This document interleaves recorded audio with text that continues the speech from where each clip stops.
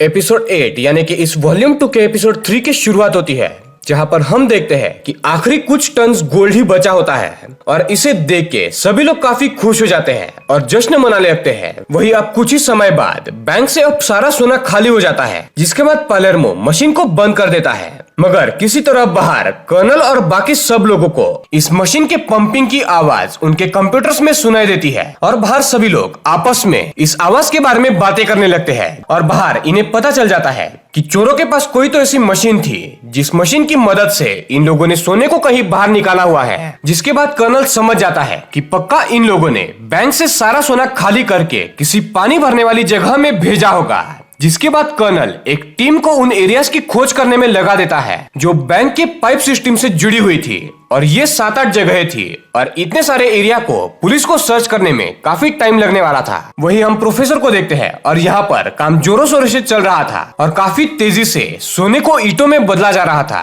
और इन ईंटों को ट्रक में भरा जा रहा था। जिसके बाद हम देखते हैं कि डेनवर और मोनिका आपस में बातें कर रहे होते हैं और कुछ देर के लिए डेनवर कमरे से बाहर जाता है और मोनिका अब अकेली थी और मोनिका को लिफ्ट के पास किसी के होने का एहसास होता है और वो वहाँ पर किसी की आवाज भी सुनती है। जिसके बाद उसे ऐसा लगता है कि टोक्यो उसे बुला रही हो और मोनिका उस जगह की तरफ जाने लगती है और वो जैसे ही लिफ्ट के अंदर से नीचे जाती है तो उसे एट्रेसिया दिखती है जो कि असल में एक सोल्जर थी और वो सोल्जर सगेस्टा की टीम की हिस्सा थी जो जिंदा बच चुकी थी। और यही एट्रेसिया असल में सोल्जर सगेस्टा के बताए हुए किसी प्लान पर काम कर रही थी। यानी कि गाइस, सोल्जर सगेस्टा के 2 आदमी जिंदा बचे हुए थे और उसमें से सिर्फ एक आदमी को डॉक्टर्स की ट्रीटमेंट दी गई, वो भी सगेस्टा के द्वारा, बिकॉज सगेस्टा का कुछ दूसरा ही प्लान था। अपने दूसरे सोल्जर को उसने एक काम सौंपा था और गाइस याद रखना, इसी प्लान के चलते कुछ ही समय बाद प्रोफेसर की टीम को यहाँ पर एक झटका लगने वाला है। खैर उससे पहले यहाँ पर मोनिका को लगता है कि उसने अभी जिस सोल्जर एट्रेसिया को देखा वो असल में टोक्यो की आत्मा थी,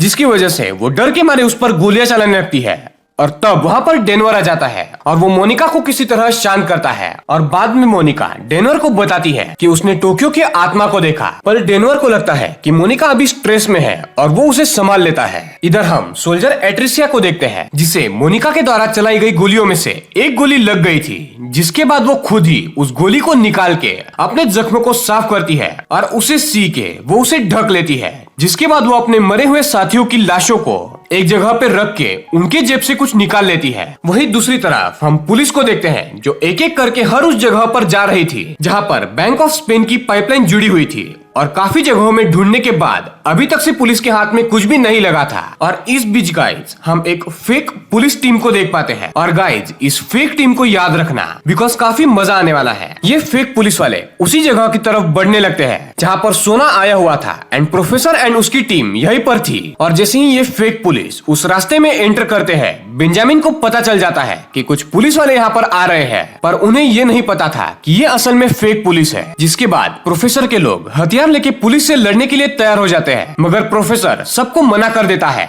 और सरेंडर करने के लिए कहता है बिकॉज अब तक काफी खून खराबा हो चुका था और इस खून खराबे में प्रोफेसर ने अपने काफी सारे लोग खोए थे और अब वो खून खराबा नहीं चाहता था। एंड फर्स्ट टाइम प्रोफेसर को भी फेक पुलिस एंड असली पुलिस में अंतर नहीं दिखता, पर फिर भी प्रोफेसर का एक आदमी मार्सेला सरेंडर करने के लिए रेडी नहीं था, जिसकी वजह से उसमें एंड प्रोफेसर में लड़ाई हो जाती है। पर आखिरकार मार्सेला को अपनी बॉस की यानी कि प्रोफेसर की बात माननी ही पड़ती है और फिर गाइज वहाँ पर फेक पुलिस आ जाती है और सबको अरेस्ट करके एक वैन में बंद कर देती है। अब काफी देर हो जाती है, लगभग आधे घंटे तक वहाँ पर कोई भी नहीं आता और प्रोफेसर और उसकी टीम को सिर्फ वैन में ही कैद करके रखा जाता है और आसपास किसी की भी आवाज नहीं आ रही थी। जिसके बाद प्रोफेसर को थोड़ा सा शक होता है और वो गेट के पास जाता है और उसे वहां पर कोई भी पुलिस नहीं दिखती। जिसके बाद प्रोफेसर और मार्सेला मिलके उस गाड़ी का गेट तोड़ देते हैं और जैसे ही ये लोग उस गाड़ी से बाहर आते हैं, उन्हें दिखता है कि जिस 90 टन सोने को इन्होंने अभी अभी ईंटों में बदला था उसे कोई तो और चुरा कर ले गया है,